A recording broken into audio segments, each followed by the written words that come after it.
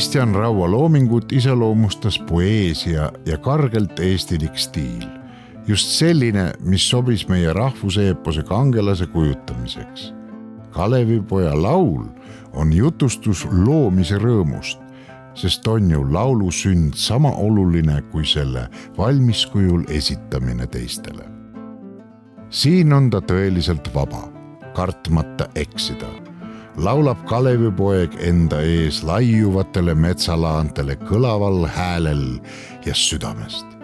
Laul, mis kajab tagasi talle nii armsa Eestimaa loodusest, saab osaks temast enesest ja hiljem tema rahvast.